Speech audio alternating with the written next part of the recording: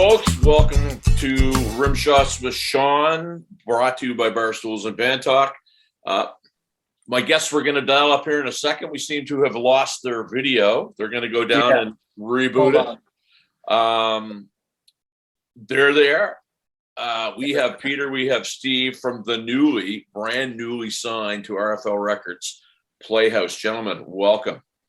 Thanks, brother. Thanks for having us. How are you? I'm doing well. You know, things are opened up here down here. Hopefully, it's the same up there, and shows are starting to happen again. Is that the case? Yeah, we had one at the Place Belle in Laval last night. There was Rise Against and that Billy Chaunt. Billy Chaunt was in town. Billy Chaunt was in town.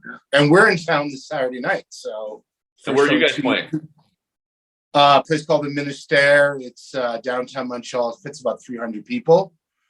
Our first show together as a band in 2 years and 4 months. So we're fired up, man. So, happened on you guys. We put a call out on our page. We were looking for bands, and you sent a message to me. It was a bit of a process, but you guys are not a new band. You've been around for a while, so I guess I'll start with you, Peter. Just give us a quick little history here of who you are and what you are. Okay, so I'm the singer and the instigator of a lot of this shit. So band started, the idea came together in 1987. A bunch of high school friends got together, started a band, became really big, doing 2,000 seat arenas or theaters, sold thousands of albums, toured. 1994 comes along, and like all the other bands, shit got a bit hairy. And we sat down and said, let's take a cigarette break. Let's take a breath here. And we did. And when I quit smoking in 2014, it was time to get back together. So I called up my buddy here, Steve, to get on drums, and the band got back together. And we did an album in 2018 that came out, Rock and Roll Circus. And we're about to release a new album called Dancing at Funerals on RFL Records. We just got signed. Yeah, and very excited about that. And I feel your pain because I was in a band here in Halifax that started the same week as some band called Sloan started. Yeah, and they came in, and every band that was playing for 3 months that sounded grunge got signed, and my band couldn't get signed to anything. So it was very frustrating. So I know what you guys went through there. So, yep. You know, you guys took a long hiatus. Well, I guess it's not that long, but I mean, you come roaring back. I've obviously heard the material. I've been part of the signing. Steve, for anybody that hasn't heard you guys yet, and certainly there's, very few of those on my page, on the RFL page, what would you, I guess, liken your sound to? When people ask me that, it's kind of hard to pinpoint it because, like, in their earlier years, it was more like what was around at the time, like Poison, Motley Crue, and all those hard rock bands. But nowadays, the new album's definitely a little darker. So we don't sound like those new rock, like that, the whole Nickelback kind of Theory of a Dead Man thing. But there's hints of that production value in there, but it's still got that classic sound. So I guess, I don't know, it's really hard to pinpoint it. I'll leave that up to the ear of the beholder. Well, that's a nice problem to have, right? Because I mean, I've talked to a few different people who, we sound like this, we sound like that. And when I hear them, to me, they don't, but to them, they do. So, I guess that's a good phrase, leave it to the ear of the beholder. We take a little of everything that we like, right? Like what I noticed with the new record is Pete did a lot of Pete and Kevin, the guy who produced it, Kevin Jardine. They did a kind of like a Mutt Lange style where there's just like tons of vocals in it. And it's just, a lot of it's not obvious, but it's just, if it's gone, you start to miss it. So it's got that nice blanket of just layers, and it just creates this great sheet of vocals, which is great for sing-alongs when you're playing live. Okay, so talk about the production value, because before we started recording, I was talking to you guys, and I said that stuff gets submitted to us all the time. And you go like, really? That's a finished product. Your stuff isn't like that. It's very clean. It's polished. Talk about what you guys put into that, because a lot of people are home doing stuff on Pro Tools, which you can do, which is fine. But just talk about how you put that album together. Well, first of all, we write as a band, and we do something called catching lightning in a bottle. So basically, we get a spark, and on that spark, we start developing a song. We sit down, acoustic guitars, we develop the song to see if it actually stands up that way. Then we get everyone together, we jam it out, everyone adds in their flavor. And then we bring in our producer, Kevin Jardine, who's worked with Cypress Hill, Run DMC, Mastodon, you name it. He's worked with them. He was in Slays on Dope. Yeah. For years. Who was signed to Ozzy Osbourne and Sharon Osbourne's label. They played fucking Ozfest like 2-3 times. He opened for Motorhead and all kinds of great bands in the States. So Kevin's actually been with the band since 1989. First, he started off as our guitar tech. And when we got back together, he contacted me and said, listen, dude, I'm producing you guys. So we sit down with Kevin all together. We make sure everything is worked out, thought out, and then we lay it down. And we're a bit of we like vocals. We like the whole Queen Def Leppard thing. Right. So I wouldn't say we go overboard, but the vocals are special in our band. In terms of songwriting, we're just songwriters. Everyone in this band will give you different favorite bands we have, but together it's just a blend. Like, we just like rock and roll, but we like music in general. So you'll hear everything in our songs. Music's simple too, so it leaves a lot of room for those vocals. Absolutely.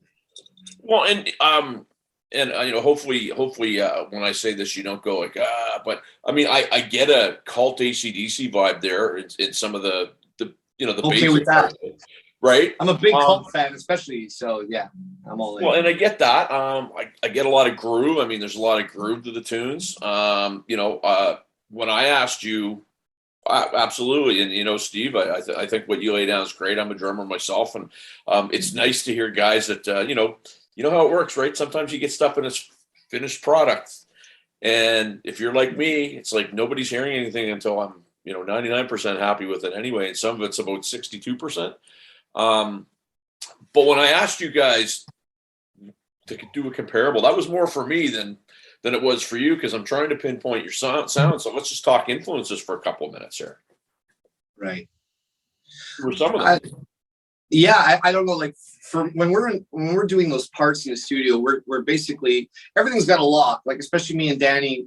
Like, I'm always watching his right hand, and we come from that crew of AC/DC where it's just holding it down. And when you put too much in the recipe, it starts to ruin it. So, sometimes you got to check your ego at the door and just play what works for the song. And this goes for everybody in the band, but we're always conscious of that. And Kevin, who's also very conscious of that. So really, that's the hard discipline of this band, is just what can we cut out that we don't need? Even as far as song arrangements, there could be an extra chorus. We're like, that doesn't need to be there. It takes too long to get the verses started. Let's cut that out. So it's a lot of cropping until you got just the best stuff left, right? In terms of influences, man, don't get us started. I mean, we're talking about Crew. We're talking about Van Halen. We're talking about Zeppelin. We're talking about the Eagles. We're talking about Queen. We're talking about Kiss. Yeah. Big choruses. Go home. You're singing along with one of our songs. I mean, but then again, me, Steve, Danny, we like other shit. Like, Danny's really into Eric Church and all these country artists. I'm a huge John Cougar and Springsteen fan. Steve is like a fucking dictionary. Yeah, like I'm literally everything from Elvis to Pantera. Yeah, so we don't have a barrier, and that's a ruleless band. I mean, you're gonna hear some shit on this new album. You're gonna be like, "Whoa, that shouldn't be there," but we don't care because we know the masses are gonna like it. We think, and we like to write for the masses for a reason. And there's something to be said for that, because I like what I like kind of guy. A lot of the stuff that you guys said, I'm into. I mean, Kiss was my first one. I love Pantera. I love all that stuff. You start shading over to different ways, not so much with me.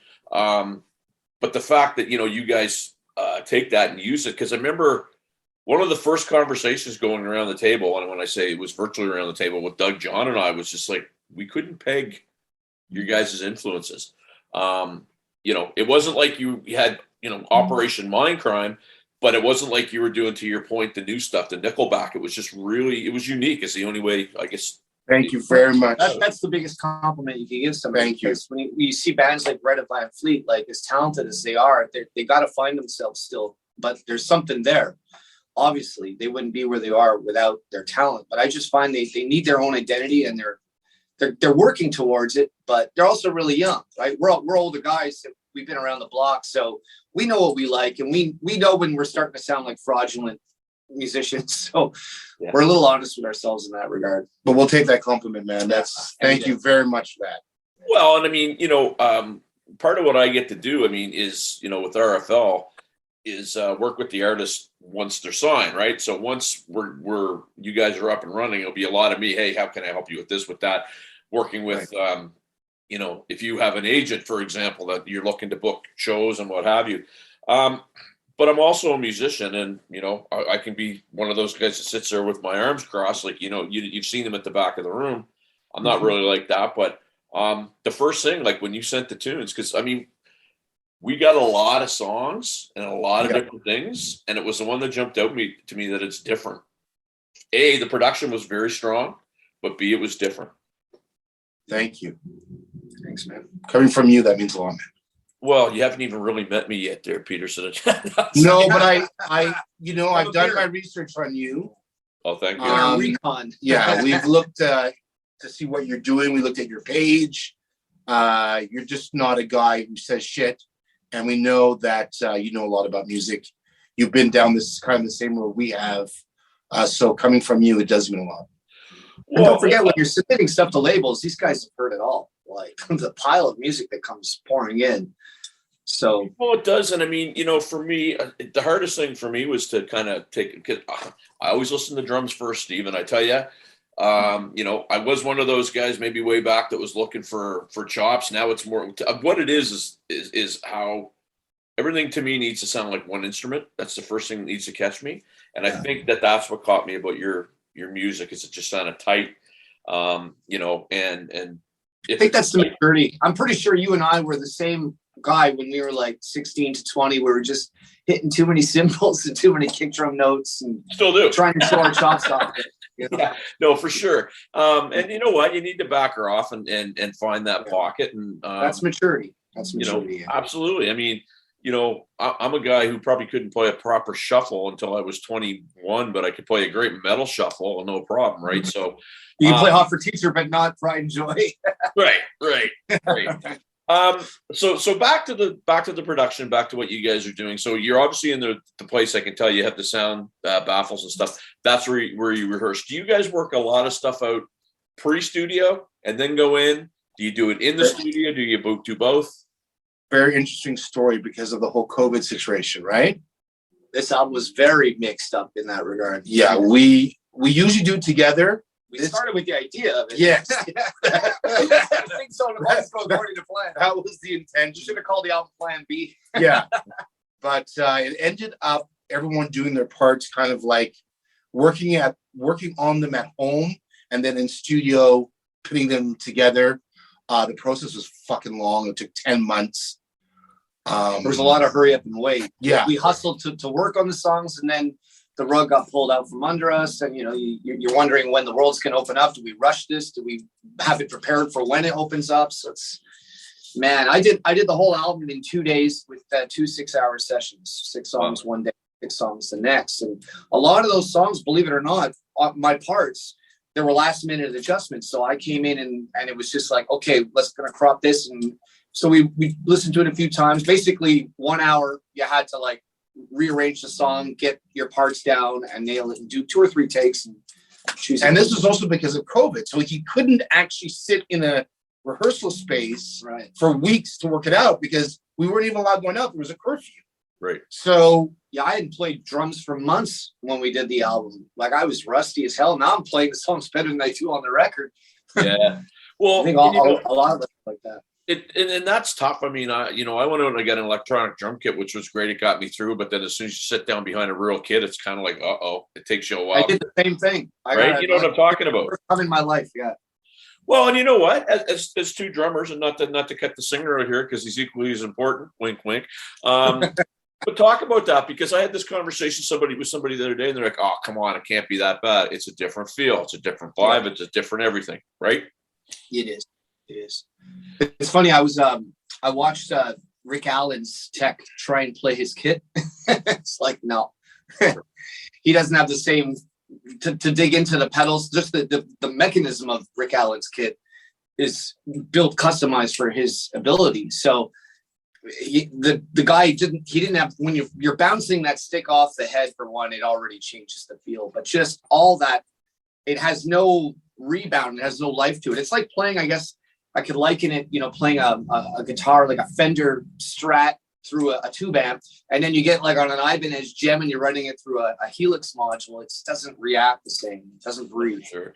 So, and thank you for backing me up, because I think people thought that I was not being truthful to them, but that's the case.